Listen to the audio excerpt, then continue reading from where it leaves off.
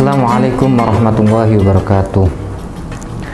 Alhamdulillah wa syukrulillah. Para mustami'in dan juga para nahdiin yang dirahmati oleh Allah Subhanahu wa taala.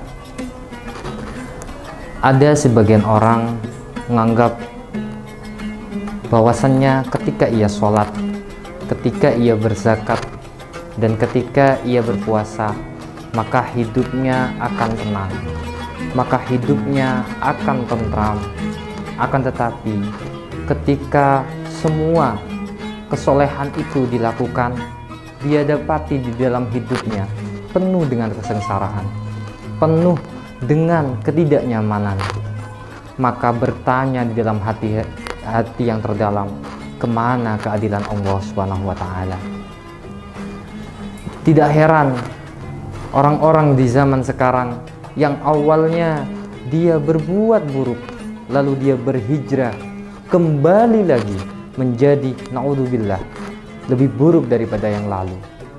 Ini disebabkan oleh salahnya berpikir. Orang yang salah berpikir, maka ia akan salah bertindak. Maka ketika ia salah bertindak juga akan salah berucap. Semua tergantung oleh bagaimana caranya kita berpikir dengan baik.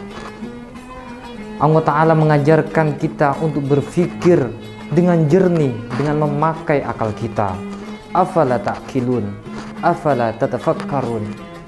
Jadi apa yang datang kepada diri kita ketika kita benar dalam berpikir, maka semua yang akan diterima oleh kita, baik itu kesusahan ataupun ketika itu kebaikan, itu adalah bagian daripada ujian dari Allah Subhanahu wa taala.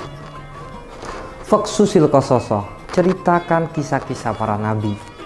Adakah nabi yang tidak diberikan ujian?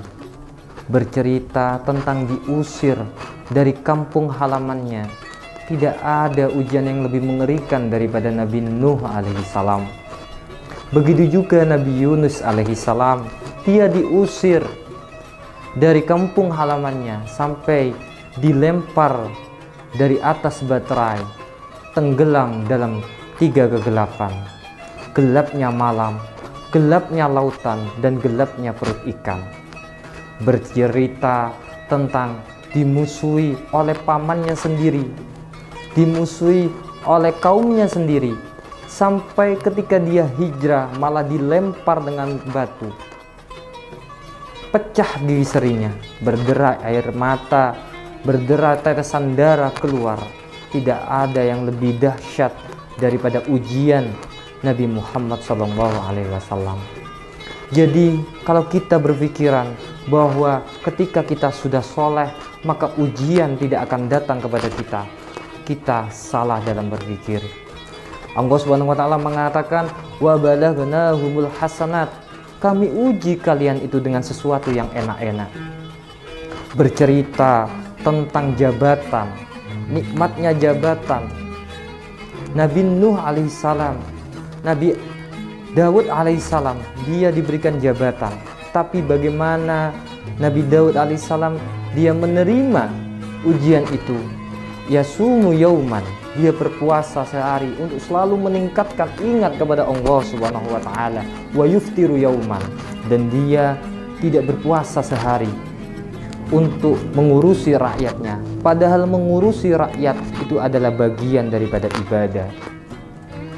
Agus saum ilallah, saumi Daud, tidak ada puasa yang lebih aku sukai, kata Allah Subhanahu wa taala, yakni puasa Nabi Daud, yakni yasumu yauman wa yuftiru yauman, puasa sehari dan tidak puasa satu hari. Jadi semua yang datang kepada kita, kalau kita mempunyai pikiran yang baik, mempunyai pikiran yang jernih, maka semua akan dianggap sebagai ujian. Jadi ketika kita sholat, maka kita juga bisa kaya, kita juga bisa miskin. Ketika kita sholat, ketika zakat, maka juga kita bisa bahagia, kita juga bisa susah.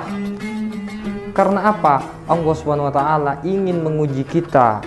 Ashkur, apakah kita akan bersyukur? Am akfur, apakah kita akan kufur atas nikmat Allah Subhanahu wa taala?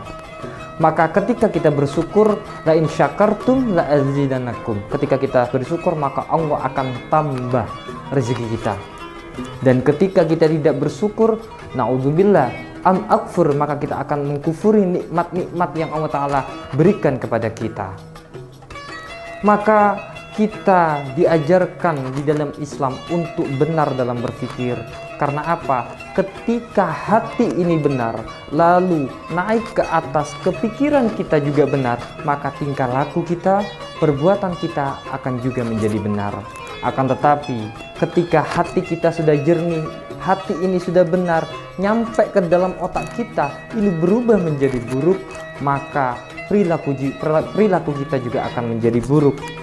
Karena tergantung kepada akal kita. Akal kita ini adalah panglima di dalam diri kita. Jadi yang mengubah, yang membuat diri kita menjadi susah, menjadi payah, menjadi kegelisahan, itu karena berawal dari banyaknya berpikir kita. Tidak akan ada orang yang bisa terus untuk bersyukur kalau dia terlalu lama melihat nikmatnya orang lain. Jangan lihat nikmatnya orang lain, lihatlah nikmat yang ada pada diri kita. Kita juga diajarkan bahwasannya ketika melihat nikmat yang mana masalah itu berurusan tentang akhirat, maka lihatlah yang lebih tinggi daripada kita. Akan tetapi ketika itu adalah masalah dunia, maka lihatlah kepada orang yang berada di bawah kita. Karena itu akan mengajarkan kita untuk selalu bersyukur kepada Allah Subhanahu wa Ta'ala. Dan di bulan Ramadan yang penuh berkah ini, kita bersyukur kita sudah disampaikan di bulan yang penuh mulia ini dalam keadaan sehat. Maka perbanyaklah beribadah, perbanyaklah mendekatkan diri kepada Allah Subhanahu wa Ta'ala. Dan semoga kita sampai tuntas nantinya menyelesaikan Ramadan ini dengan mengangkat kemenangan sampai di Hari Raya Idul Fitri dengan fitrah, dengan hati yang jernih, dan juga amal ibadah yang lumayan banyak untuk kita dan juga Allah Subhanahu wa Ta'ala. Cara kita untuk mendekatkan dirinya kepada Allah Subhanahu wa Ta'ala. Mungkin ini, semoga kita selalu terus bertakwa kepada Allah Subhanahu wa Ta'ala. Dari kami kurang lebihnya mohon maaf. Wa muwafiq ila aqwamit thoriq. Wassalamualaikum warahmatullahi wabarakatuh.